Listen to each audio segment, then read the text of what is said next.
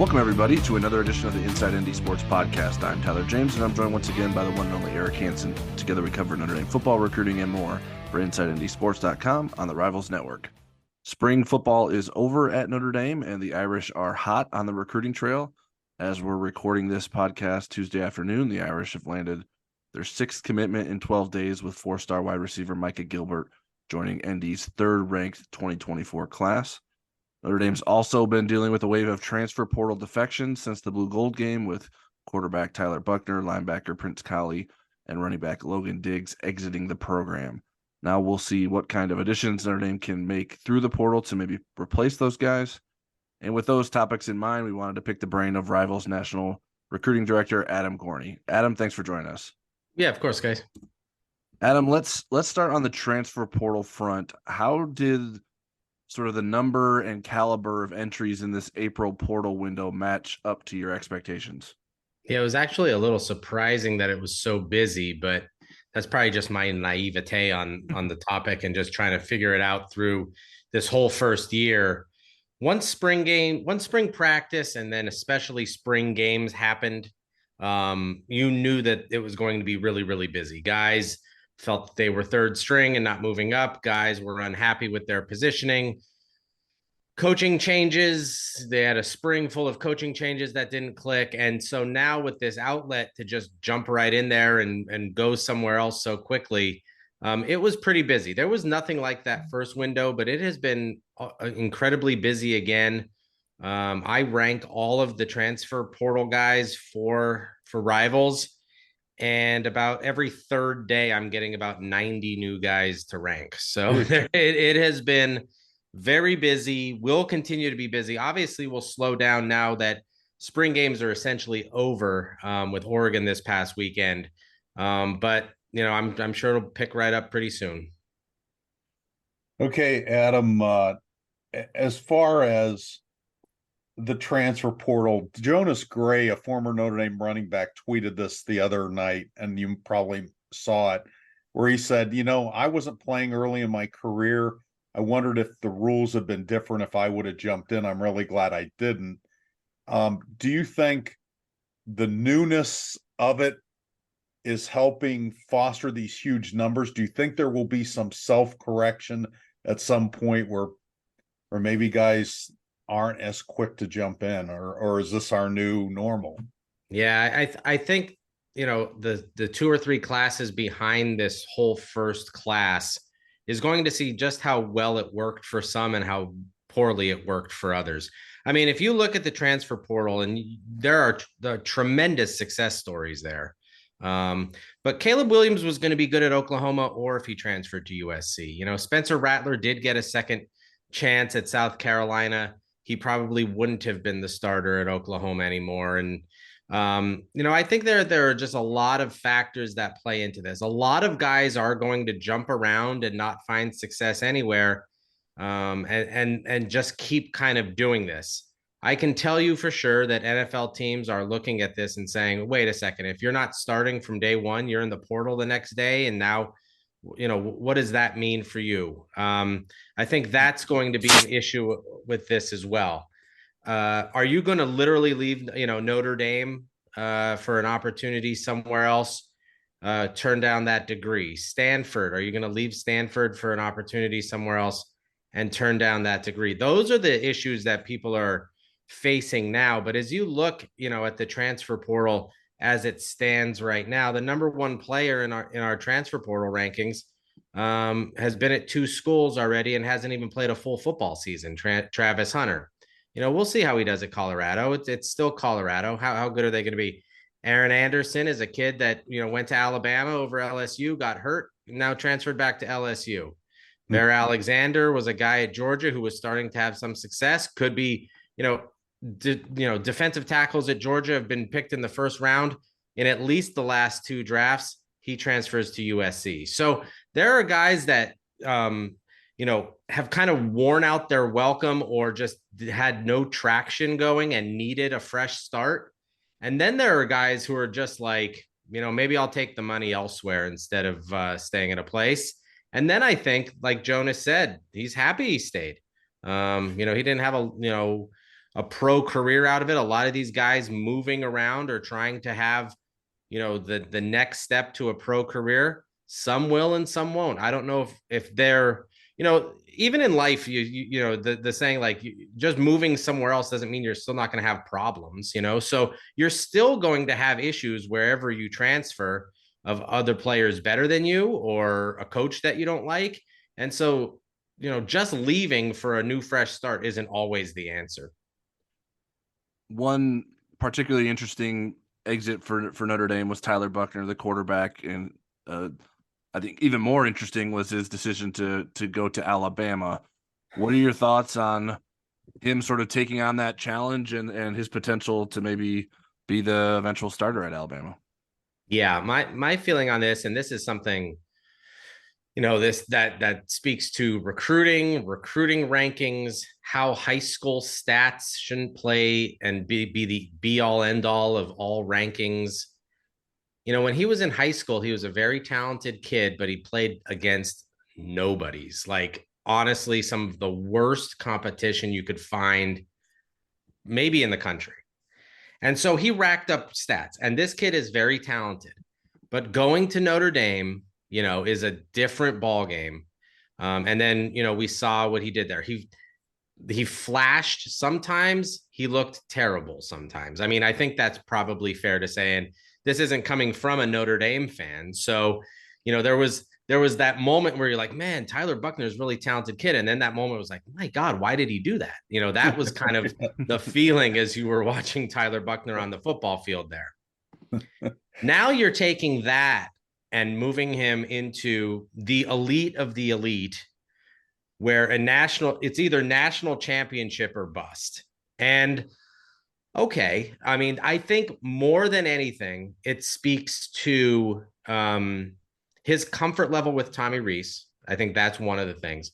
But it also speaks to Alabama's desperation for a quarterback. There were a lot of rumors that they were trying to get Drake May in the offseason. There were a lot of rumors that they were going after tons of guys in the transfer portal that they ended up not getting. They took two quarterbacks last recruiting cycle. Maybe Jalen Milroe is the guy. It doesn't seem like that he was, Saban was really thrilled with him or Holstein during the spring. So they go and get Buchner. He has a connection to Tommy Rees, but this is certainly not a situation where I think Tyler Buchner is guaranteed to be Alabama's starting quarterback next year. Interesting. I know when we talked in the fall, ahead of the early window, the thought, there were a lot of stories out there about guys getting offered, that a lot of these transfers were NIL driven, and you heard a lot of big numbers, both accepted and being turned down, like Zay Flowers. I haven't heard that as much with this cycle, this spring cycle, but maybe it's because of where we are. Is that still a constant? Are a lot of these transfers NIL driven? Yeah, my sense is that no, this second cycle are guys that were, either just kind of late to the first cycle or were waiting for the spring to play out and then see where they stood. So I don't think Tyler Buchner left for some huge NIL deal at Alabama. I mean, it's possible that he's getting money, but I think a lot of these guys, more than anything, more than chasing NIL, this second group of kids that is transferred out is kind of saw the writing on the wall. It wasn't working. Casey Thompson, started at Texas, went to Nebraska. A new staff comes in there. They bring in Jeff Sims from Georgia Tech. He saw the writing on the wall that he wasn't going to be the starter there anymore. Peyton Thorne at Michigan State's a very interesting one. He and his top wide receiver go into the portal. Now, is that because of money? Probably not. Mel Tucker probably, and he and Keon Coleman had some sort of issue to move on from there. The names aren't as big. The rankings aren't as big. I think Lorenzo Styles is an interesting one that obviously plays a factor at Notre Dame.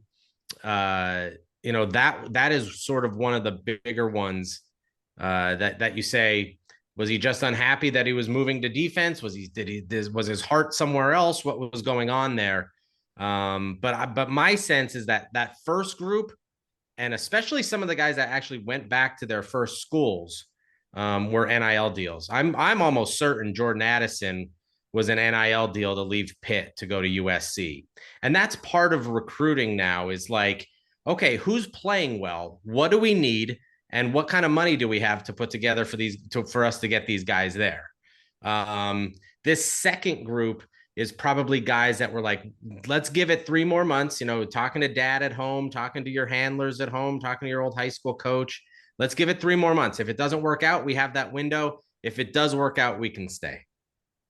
Yeah, one thing I've learned in covering both the recruiting and portal is that, at least from guys that we've covered, it seems like there's more secrecy with portal activity, because I think people don't want either the attention to be there, the NIL numbers to be driven up, because I think the more teams that get involved, the higher the price may get for certain guys that you think you might be able to get a guy in, and then all of a sudden there's another school that learns about this portal kid that may be headed somewhere else and gets a big offer from someone else. Yeah, my experience with NIL has still been, everyone knows it's legal, but everyone still acts like they don't want to talk about it. It's like, when marijuana becomes legal in a state, everyone's still like, if I go in the store and buy it, not me, of course, not me, but if I go in the store and buy it, is this like actually legal? Like when you can start betting on your phone, you're like, is this right? And so I think a lot of guys, one that it's like, there's this reputational value thing. Like, I don't want to be the guy that just went to a school because of NIL. I went there for other reasons, but certainly NIL played a factor in a lot of decisions. And it played a factor in a lot of meetings with coaches where guys have, I know for a fact, guys have sat down with coaches and said, this is what I'm getting from this school. If you can match it or beat it, I will come to your school. So that happens all the time now with NIL. And especially guys, every school in the country has a coach or multiple coaches now whose entire job, one of their biggest the parts of their recruiting job is to sit in the portal and see who comes in and say, all right, we need a wide receiver, or we need a quarterback, or we need 2 defensive backs. Who's in there? How do we get them? And it benefits them in no way to make that public knowledge that they're recruiting that guy. It only helps to keep it private so everybody else doesn't. If Notre Dame is coming after 2 offensive linemen, we all know Notre Dame's offensive line success. There might be 10 more schools that just start recruiting that guy in the portal just because Notre Dame's doing it. So you get all of that stuff all playing together at one time. And that's why the guy who has to manage roster numbers, and I get asked about, how are they going to get down to this number or up to that number? It is incredible, the juggling that they do. But at the end of the day, they get to that number. Adam, Notre Dame pretty much in every sport has 2 types of portal guys they can go after. They can easily go after the grad transfers, and they, in a lot of instances, can take somebody after their freshman season. As you get deeper into your academic career, because Notre Dame wants more of those credits being Notre Dame credits for that degree, it's a hard no. Can Notre Dame, is there enough quality in those 2 classes, those 2 kind of transfers, that Notre Dame could survive without finding a happy medium with those other classes? Yeah, I think so. But it also means that high school recruiting and evaluation is so much more important and valuable. Notre Dame is never going to be Colorado, where the new coach comes in and says, get out. That's just not going to happen. And then, more than 40 players from the roster are turned over in 1 year. And the team is believed to be far better next year than they were the year before. Notre Dame is not going to be Arizona State, which comes in and essentially hardly recruits high school guys for the 23 class because they know they're going portal for everybody.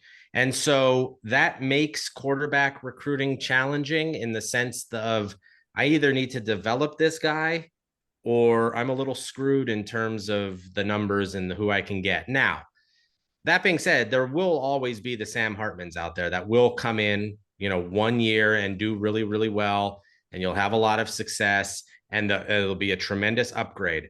So I do think in terms of grad transfers and guys after the first year, if those are basically your two windows of opportunity because of academic requirements and because Notre Dame and Duke and Stanford, even like a school like UCLA has a lot of requirements in terms of like you said, Notre Dame classes and all of those kinds of things. It is certainly possible to do it that way. It just means you have to be very laser targeted on the prospects that you're going after.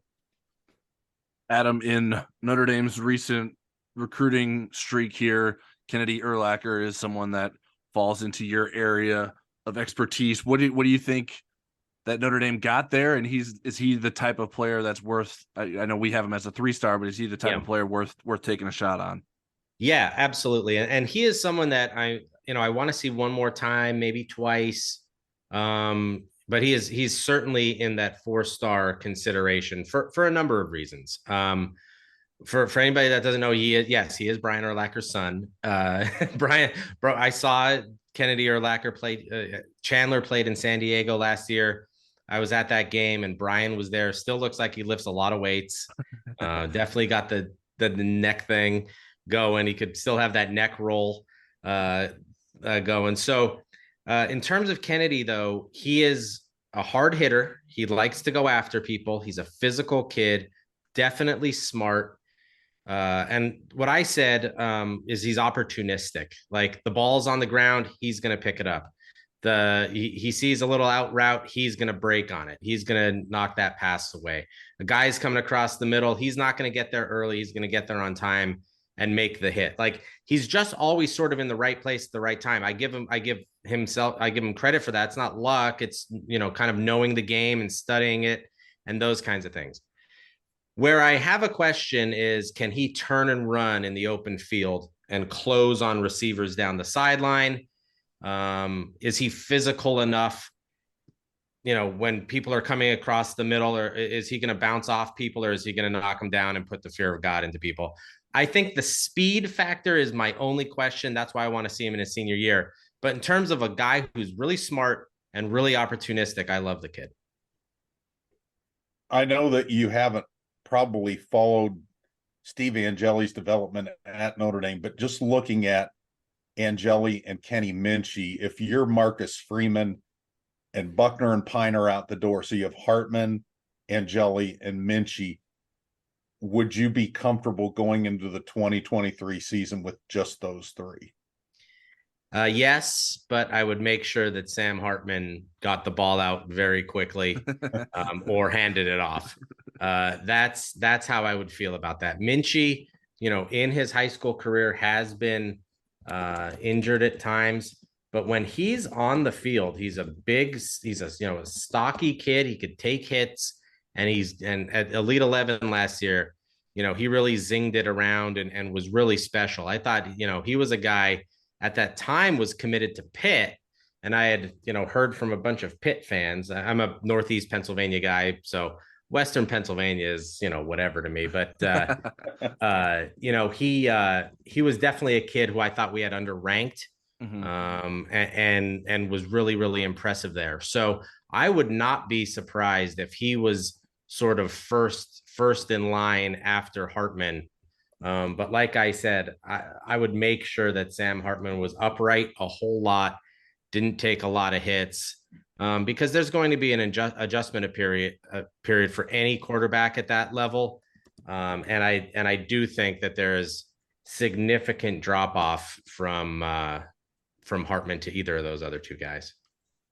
Just following up on that, CJ Carr looks like he's put on some weight. He's looked pretty good in these 7-on-7 things.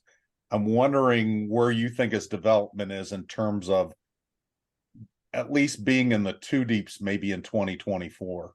Yeah, I wouldn't be shocked if he was. I mean, at least that. And, as that recruitment played out, it was really interesting. And I remember it was sort of last summer, I want to say June, when it looked like Dante Moore was going to commit to Notre Dame. I mean, it looked like he was going to be the guy. And then CJ Carr, they take his commitment. And I don't know if they were sort of balancing that and saying, all right, Dante, we'll take you in 23 and CJ in 24, just like every other elite program does across the country, and bring you guys in. But they took Carr's commitment. It turned Dante Moore off, but it was almost a statement that, like, we really love CJ Carr, and we would rather risk it with Dante Moore and get CJ Carr. I talked to he's playing with a team called California Power a lot this offseason. I talked to his coach, and they said, he's great. He's a great kid. Two, he's not all about the flash and wearing 7 pairs of sunglasses and goggles and everything for social media. He just wants to throw the football, hit receivers in the hands, and score touchdowns. And so that's what he does. That's what that's what he's going to be. He's not going to be the flashy guy. And I think that's going to speak well to Notre Dame fans. He's not going to be the flashy playmaker type guy. He's going to be a guy who gets the ball to receivers all over the field. And so I think that's what you're going to need. And I think that's what you're going to get out of him. He is definitely under 5-star consideration. For people don't know, that's not just a good college quarterback. We're projecting to the first round of the NFL draft. So we definitely think he's up there. If not, he's going to be, remaining a high 4-star kid, because he's just a really quality, talented football player. Adam, speaking of guys that can catch passes from CJ Carr, Notre Dame is still looking to potentially maybe add a 4th wide receiver in the class, and one person that they've had a lot of traction with so far is Jason Robinson, from Long Beach Poly, former USC commit. What sort of talent is Jason Robinson? So he is definitely an interesting guy because he put up nice stats. So did his brother, who's like a pretty small receiver, but very talented. Obviously at a program that has a lot of elite players have come out of it. Jason Robinson is not ever going to be this huge, bulky outside receiver that Notre Dame fans have come to know and love over the years. He is much more he can play outside, but he's just more quick twitch, more explosive. He definitely needs to get bigger, just heavier, so corners can't just kind of drive him into the sideline a lot. But when he has the ball in his hands, he's tough to bring down. He's a guy that kind of from the slot, you can, get into the open field. That kind of guy is Jason Robinson. Was committed to USC. USC sort of refreshed.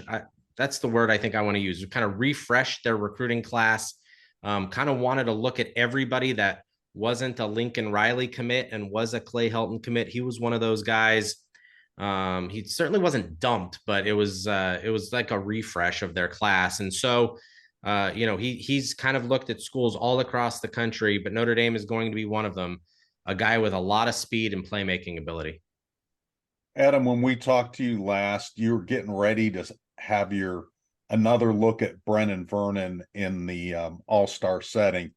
I'm doing a story this week on guys that possibly could help Notre Dame that are enrolling in June, and Brennan is in that group.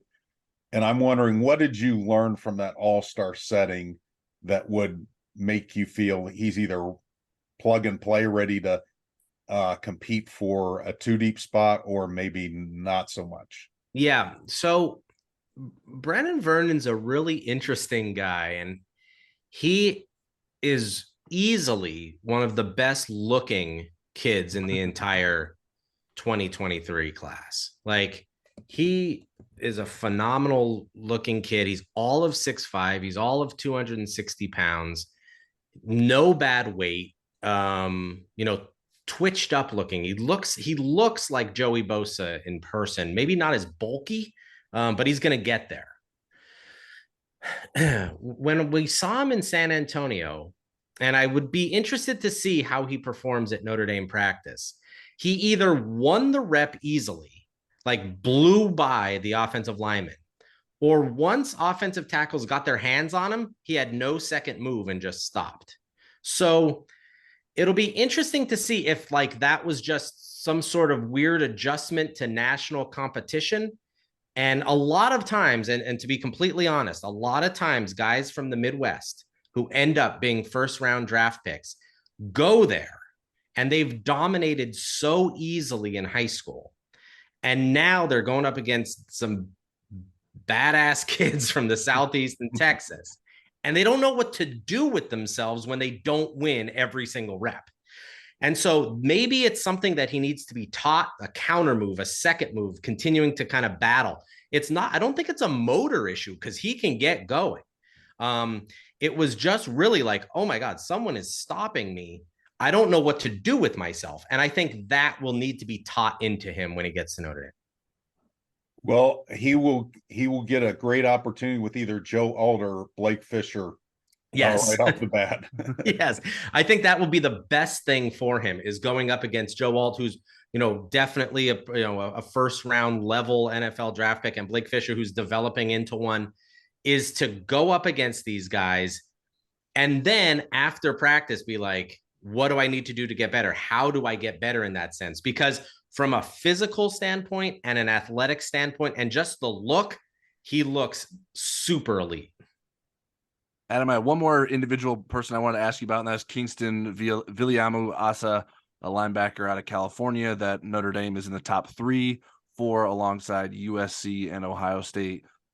How would you handicap his recruitment, and what will the winner of his recruitment end up getting?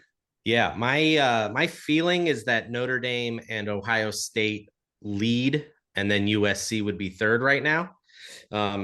And it's really close. I was talking to someone close to him, and they said when he was on his last visit, it was super helpful to talk to Marcus Freeman because he got his perspective on Ohio State from him and his perspective on Notre Dame. And Kyngstonn was super open to listening to it. And Marcus Freeman was not disparaging of Ohio State at all. He was just offering what his experience at Ohio State and what his experience was at Notre Dame as the coach. And honestly, Kyngstonn is someone like this, and the people around him are someone like this. If Marcus Freeman sat in that meeting and MF'd Ohio State the entire time, it would have been a major turnoff. So it did not happen that way. But it's certainly an interesting perspective to have basically your top 2, the coach of the other one, played at the other school. So right. I think that was super important for him. Kyngstonn and the people around him are looking for high academics. They're very serious about it. I think that's why USC has sort of come back into this a little bit, is because of USC's academic reputation as well. Plus he could stay closer to home, but he loves that. He loves the linebacker history there. The Manti Te'o history there. I think that definitely helps. And he's just really comfortable around the staff and being in South Bend. With that being said, he's also been to Columbus a whole lot. He sees national championship written all over that team. He sees a team that can basically score at will and then get on the field and shut people down. In terms of what kind of player they're getting, I'm obviously he's far more upset, but him hurting his knee in his sophomore year, it didn't slow his progression because he's still a phenomenal player, but it just didn't give him that second year, of resume that people could have seen what he can do. He flies over the field. He has length. He's strong. He's fearless, and he's smart. He does everything you want from one of your inside linebackers. And the linebacker next to him is Jordan Lockhart, who's very, very talented as well. So it's not like Kyngstonn could just kind of eat up every single play and clean up everywhere. But wherever the ball is, wherever there's a gap, he's hitting it and he's getting people on the ground. Well, all right, Adam, that's all we have for you today. We really appreciate you taking time to talk to us and keeping us up to date on things. And you're always sharing your insight with us on the Insider Lounge. So we appreciate that very much. Awesome, guys. See ya. All right, now it's time for questions. You can submit questions to us on Twitter or the Insider Lounge message board before every podcast. I'm at TJamesND and Eric's at eHansenND. First one we have is from Maria Biafore at Biafore_Marie. As it turns out, neither Bama quarterback entered the transfer portal, making the fight for the starting position even tougher. Additionally, both those guys are young with multiple years, so if Tyler Buchner doesn't win the starter, he would not be the heir apparent for 2024. Risky decision at best. Do you think Tommy Rees promised him, at the very least, a package so he would get some on-field playing time if he didn't win the starting job. And since it is unlikely Notre Dame was going to do that, it could have had some influence on his decision. I don't think Tommy Rees promised Buchner anything but a chance to compete and be the starter, a chance to be the starter, and his belief in him. I think that's all he could reasonably guarantee, because otherwise it could be a check that he couldn't cash. Right. Tommy Rees doesn't have the autonomy in that program that he enjoyed at Notre Dame. And even then, I think at least this version of Marcus Freeman in his second year would have more of a say in the quarterback situation. Our colleague at Tide Illustrated, Tony Sokolis, he projects Jalen Milroe as the eventual starter, and he's not alone. Now, that doesn't mean he's pushing his chips in the middle of the table. It's just who he thinks eventually will start. When you look at those guys coming out of high school, they were in the same class. Milroe was the higher ranked of the two. And when you're talking about putting together a package, you're usually looking for a contrasting skill set. Right. Milroe was probably a better runner than Buchner. When Buchner was at Notre Dame, until Kenny Minchey got here, there really weren't anybody in his class as far as being a running quarterback. And I'm not sure that Kenny even is in that class. At Alabama, there are people that fit that skill set, especially if it's Milroe. Then what is the differentiation? What's the purpose of having a package for Tyler Buchner? So I think, that's where that stands. Tyler can speak for himself, but Tyler has tweeted and written that he feels like Tyler bet on himself by going to Alabama. I think you could make a case for him that had he come back to Notre Dame, he would have also been betting on himself, but a different way, where he would have had to wait a year for that bet to pay off. Yeah, and the waiting and it's almost impossible for him to have as much faith in Gino Guidugli as he has in Tommy Rees. I mean, Tommy Rees has been going to bat for Tyler Buchner since he was a sophomore in high school. So I think that probably played a big influence in his decision. It's like, well, yes, I can wait. And maybe I have to wait at Alabama too. But who says Gino Guidugli is going to be in love with me next year if he wasn't in love with me this year? Now, Gino Guidugli was saying all the right things and had good things to say about Tyler Buchner this spring. But I don't know if he had a different opinion than that. I don't think he would have shared it publicly, given the situation. From my perspective, if folks around Alabama think Jalen Milroe is the most likely to be the starter, that makes it more likely that Tyler Buchner could be the starter. Like, what is there any reason that he can't beat out Jalen Milroe? I think Ty Simpson was the one that I think people thought would blow people away and didn't, and his sort of maybe as underwhelming as he's been has sort of opened this opportunity up for someone like Tyler Buchner, if that's possible. I don't know what's going to happen there. So it's definitely a risk. It's a gamble. Like I said, I think he's betting on himself. I think it's sort of like what Tommy Rees did. It's like, hey, I want to. This could end up going up in flames, but it also could take me to maybe a higher level as well. So I think one of the interesting things about it is Alabama traditionally has better wide receiver talent around their quarterback, and I'm not sure that's overwhelmingly so anymore if you compare Notre Dame and Alabama. Now, obviously, Alabama can probably fix that faster than Notre Dame can in many cases, but last year that was one thing that sort of held Alabama back.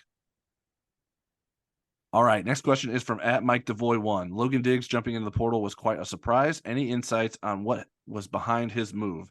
How confident are you in the abilities of Payne and Price to fill that running back 1B role? We don't want to wear Estime out with 30 carries a game. Well, it was a surprise for me because of the timing of it and the evolution of Logan Diggs. Logan Diggs has had his eye on transferring Right. even before he signed with Notre Dame.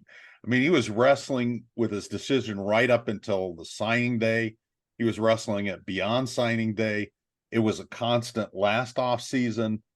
My surprise about it happening now is that, a lot of guys like that, they get halfway through their career and they kind of get that out of their system.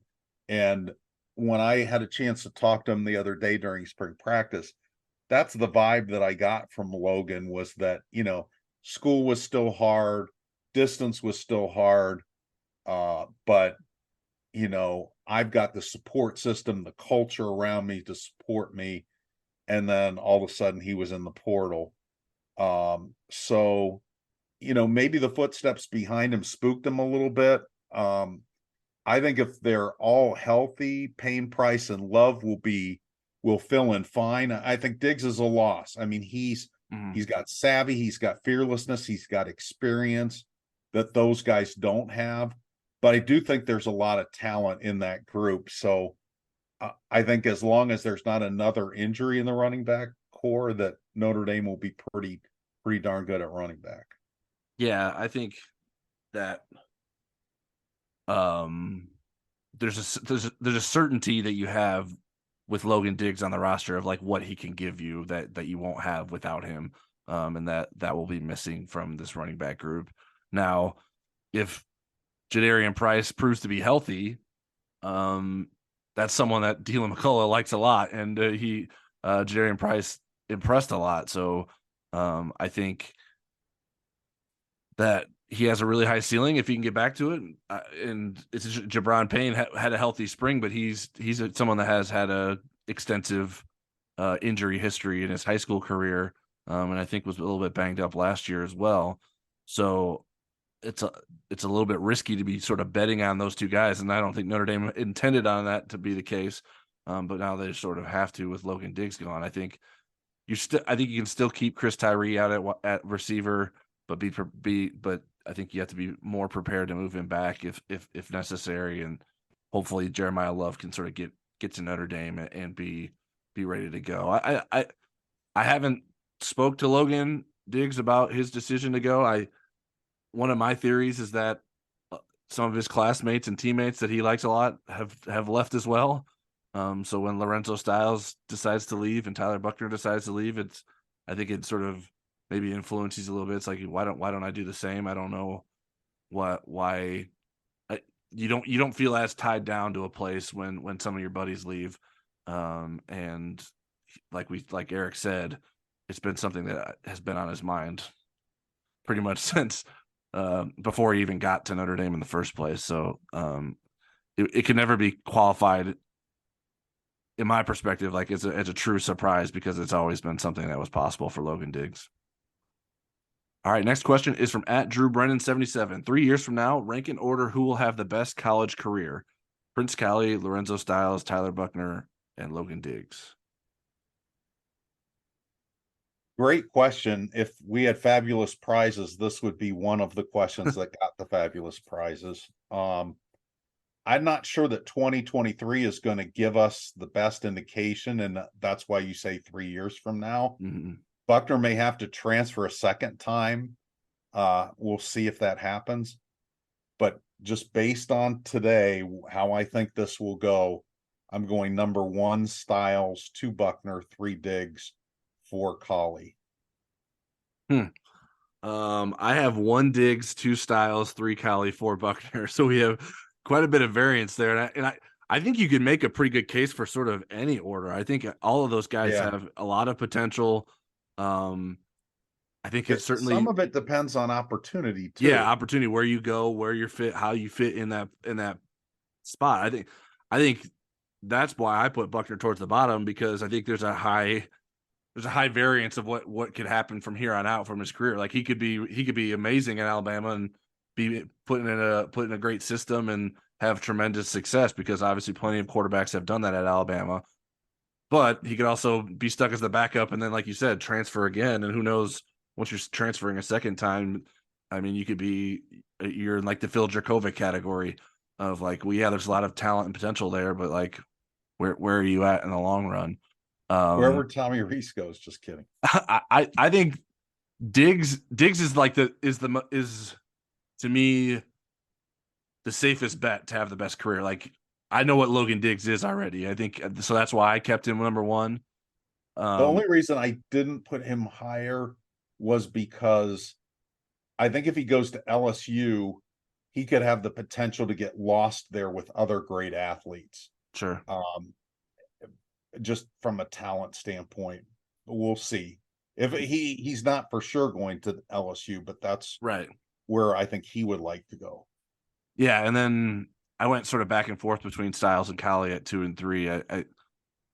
I was really high on both of those guys coming out of high school, and I'm surprising how little Prince Collie's been able to play. And so, is that just a matter of needing a clear path to the field somewhere else, and he can fully realize that? Lorenzo Styles, I don't know. I really just like his talent, and he feels like the kind of guy I want to bet on, even though like everything about last season would make me want to say no. But right. like I'm betting on him as a cornerback. I want to be clear, not as a wide receiver. For sure. But I even just that, like, I would have liked to see him sort of get through his struggles as a receiver in a better way than he did last season. I don't think he necessarily showed the best version of himself in terms of fighting through that adversity, although he felt like this spring that he had gotten through that. All right, next. I think some of these guys with transfers, I mean, some of it is who's in your ear, Sure. Certainly, I think Lorenzo's parents were supportive of a transfer, and that was kind of evident on Twitter. But for example, a couple of different ones, guys that were really good players at Notre Dame that considered transferring, Lewis Nix and Stephon Tuitt. Lewis Nix's mom changed the locks. She said, "You're not coming home. If you transfer from Notre Dame, find another place to live." And pretty much Stephon Tuitt's mom did the same thing, was that, don't come back here because you can't handle, some growth experiences. So they were not supportive of a transfer, whereas some other parents maybe even encourage a transfer. So a lot of it has to do with the people around you. Yeah, and I'll give a little tease. I know something that Eric's working on. He's got some interesting data about what happens when you transfer from Notre Dame in terms of the rest of your career. All right, next question is from @Charles W. Wolf. During the last regime, there was a perception that Brian Kelly was more focused on his recruits rather than Charlie Weis holdovers. Are we seeing something similar today, but now there's transfer portal politics to navigate? So Charles is, for those that don't remember and don't know, and I remember doing a big story about this because it almost came down to a mutiny. Brian Kelly in the 2011 season, which is second year there, stood up in a meeting and said, "How many of you were recruited by Charlie Weis? How many of you were recruited by me?" And then he said something that was pretty disparaging to the Charlie Weis guys. And it went over awful. And Brian had to apologize and really mend those fences. And he wasn't ever completely able to mend it with some, with others he was able to. But that was a big bad mistake, and I'm sure Brian would be the first to admit that. I don't think that Marcus has done anything of that sort. I mean, if it was, then there would be all young linebackers playing, and the old ones would be in the transfer portal, and people wouldn't be carping about the older linebackers playing. So, no, I don't see him drawing that line. I think he's been really good about, being a unifier rather than, making the mistake that Brian Kelly did. Yeah, I think this is more sort of what happens all the time with coaching staff changes. There are fewer familiar faces that are around, and if things aren't going your way, it's sort of easier to leave. I think there was more of a delay in this case because of how likable Freeman is. Like, there was plenty of staff turnover, but people sort of saw Marcus Freeman's vision and bought into him. and stuck around for the first season, and then if it doesn't go the way you wanted to, you get in the spring, you're like, okay, I don't really know for sure what my role is here. Then you sort of look for the exit. And so I think it took a little bit longer maybe in this case than it does some other times. Sometimes maybe people just, as soon as the change happens, are like, all right, I'm going to look for somewhere else to go. But I think there were enough guys that sort of bought into what Marcus Freeman wanted to do, and were willing to sort of give the assistant coaches, and not obviously not everyone was dealing with a new assistant coach in their own instance, but I think that that's something that those guys had to sort of see through and see how they felt about it, and then have now come to the decision that they want to look elsewhere. All right, next question is from Nathan Reynolds at Enforcers 2117. After losing Lorenzo Styles and Caleb Smith, one assumes we must be a couple guys short in the wide receiver room. Do you think Notre Dame goes after Caleb Brown from Ohio State? Indy offered him in 2019, or other wide receivers? Also, are there any safeties that have entered the portal that Notre Dame may have an eye on? I don't think Indy is averse to looking at somebody in the portal at wide receiver. I'm not sure if Caleb Brown is what they're looking for, even though he's really, really good. And I don't know that Notre Dame is what Caleb Brown is looking for.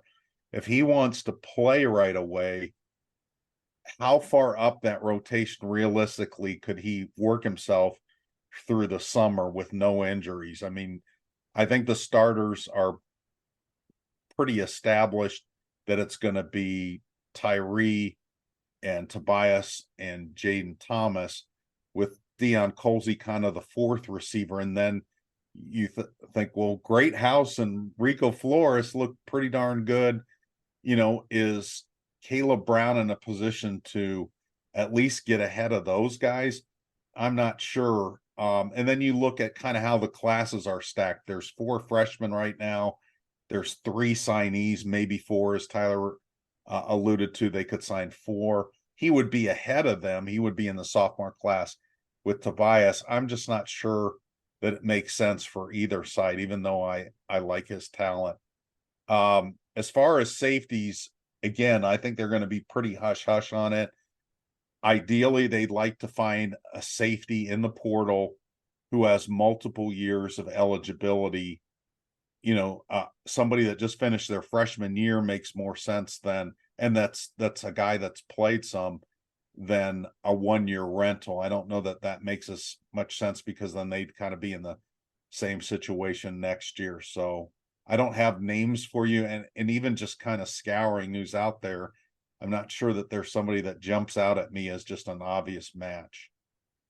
Yeah, there was in terms of receivers, Cody Epps from BYU had told On3 that there was some interest from Notre Dame. He's been in school for 3 years, so it doesn't make a ton of sense unless he was a graduate. So I'm a little bit dubious of that. I think Caleb Brown is worth looking into. Notre Dame doesn't really have a direct tie to him, as Tommy Reese and Dell Alexander were more involved in his recruitment, but I think they'll at least look into it and kick the tires. I think it's worth considering if you say, well, do we want to move Chris Tyree back to running back, and then we can bring Caleb Brown into the slot, and then we have Caleb Brown and Jaden Greathouse as our slot options this season. I think that could be appealing. I don't know if it will be appealing, and like you said, I don't know if Caleb Brown sees that as appealing, and what other options and paths that he has currently. So I think we'll see sort of how that plays out there. But all of a sudden, Notre Dame usually doesn't have very many slot options, and now they have options that maybe would make them think twice about bringing in a slot option from a Chicago Catholic school that went to Ohio State and didn't see a path to playing time. But yeah, as for safeties, yeah, I don't have any names at the moment. Like I alluded to in our interview with Adam Gorney, I think it's Notre Dame has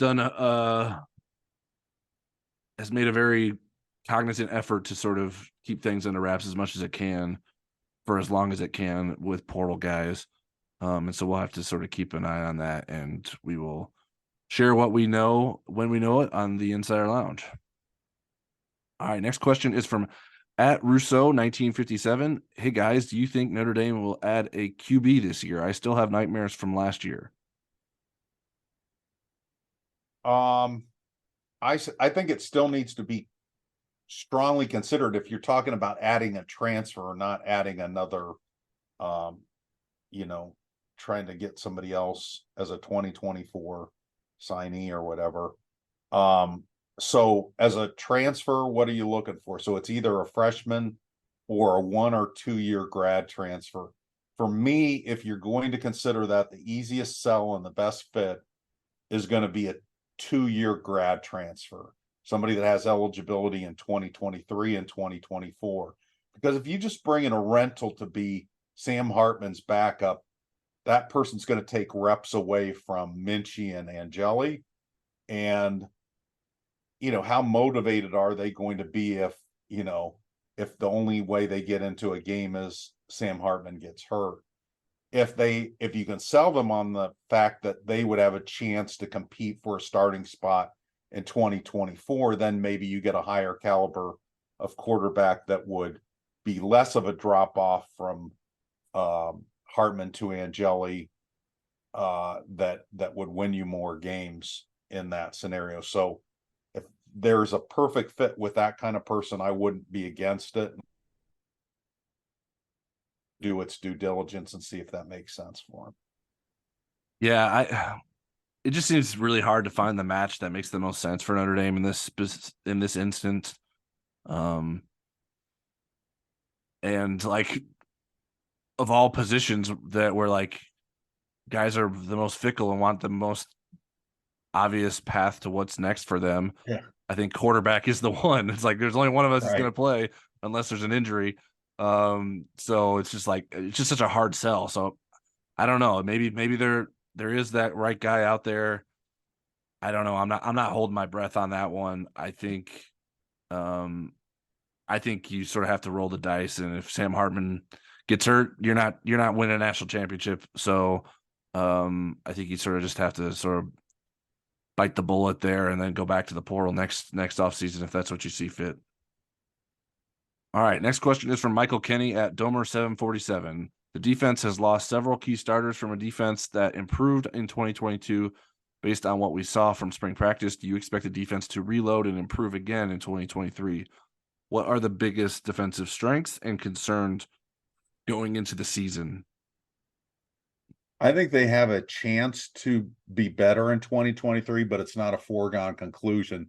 I think schematically, the players and Al Golden they're able to ratchet up different looks, different packages, more types of pressure that can be problematic to opposing offenses. I really like the corners and the linebackers. I like the top of the safety rotation and what the defensive line showed in the springs.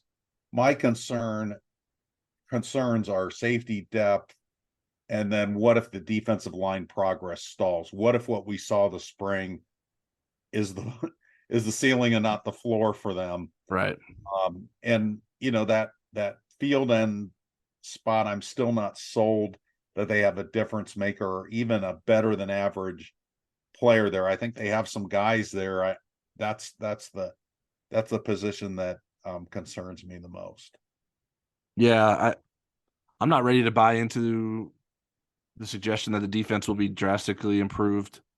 The one thing that I think I believe in the most is that Al Golden has a better sense for what he has and what can work with his defense. Do they have enough talent? I'm not sure. I mean, last year's defense only had one draft pick, right?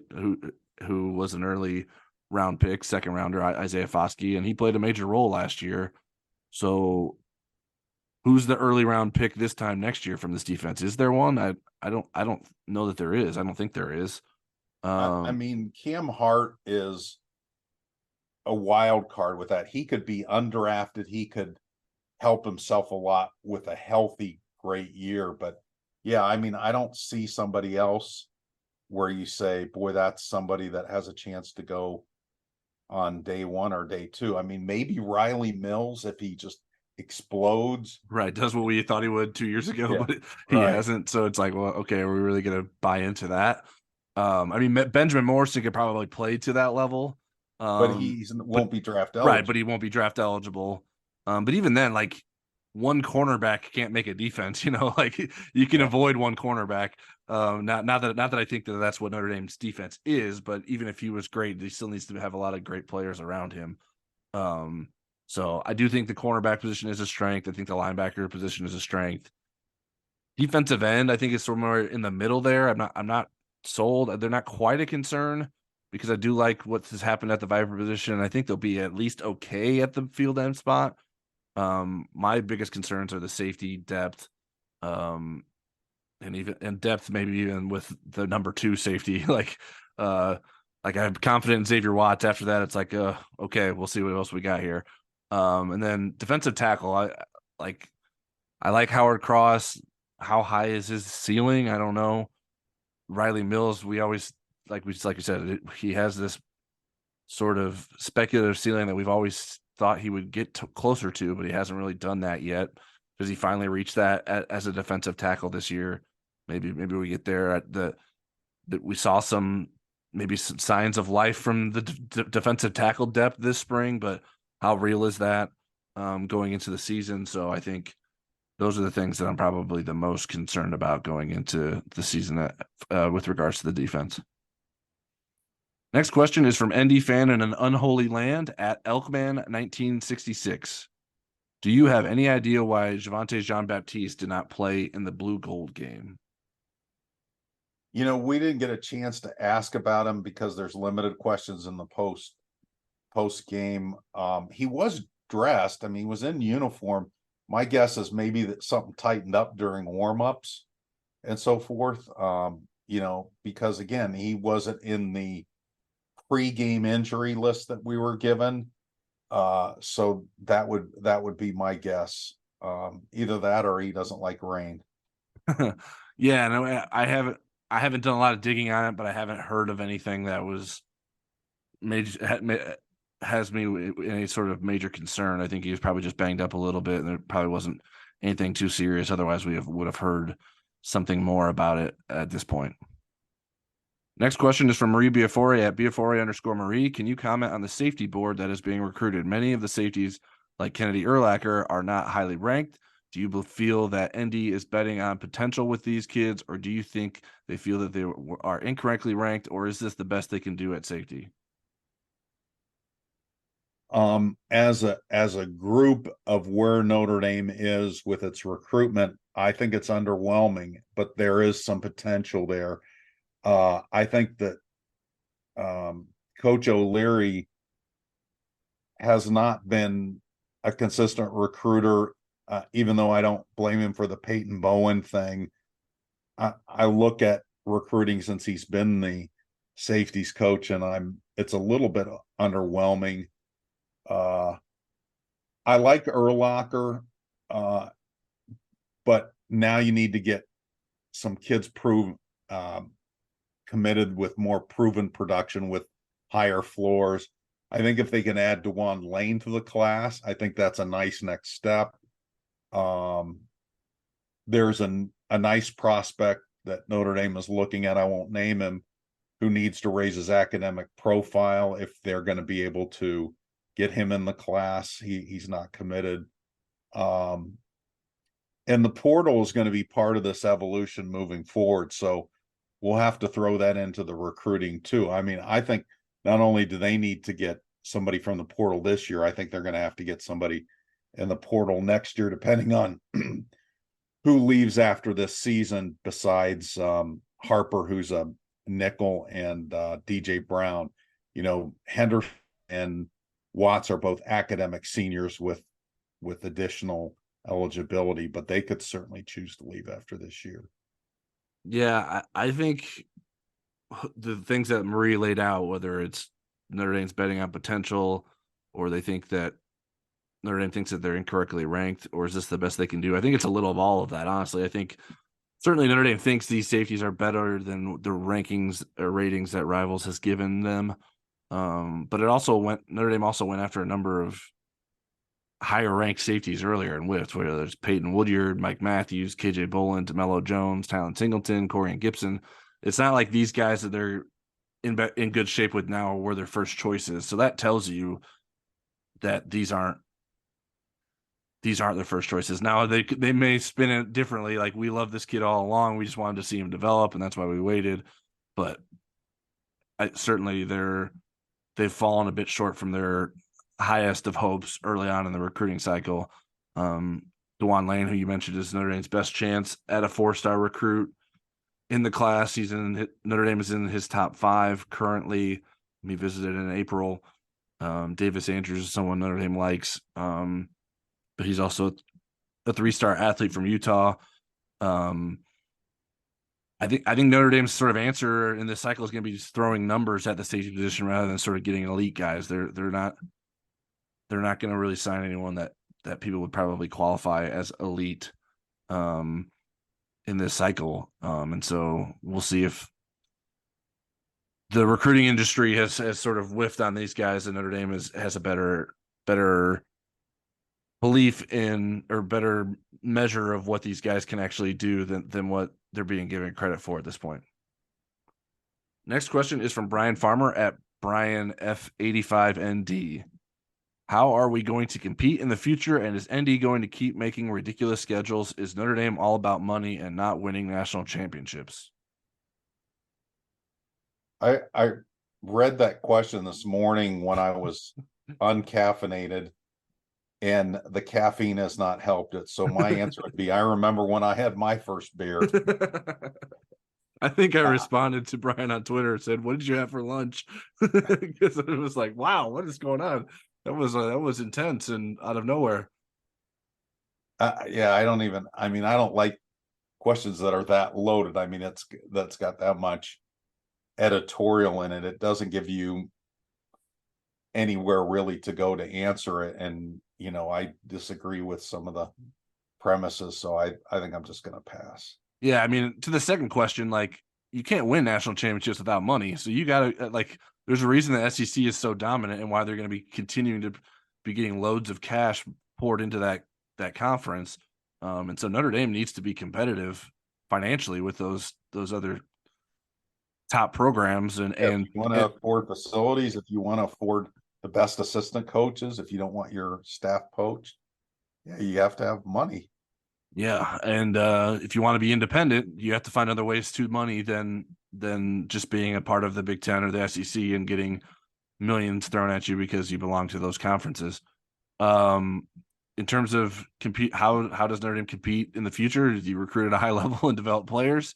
I get the scheduling, I think, is maybe the thing that we could take the most seriously. Like, maybe not in the way that it was framed by Brian, but is Notre Dame scheduling in the right manner? I don't know that I would describe Notre Dame's schedule as ridiculous. I do think like a season with Ohio State, USC, and Clemson is probably a bit much, but I mean, if you said that 2 seasons ago, USC wouldn't be included in that list as programs that you were worried about.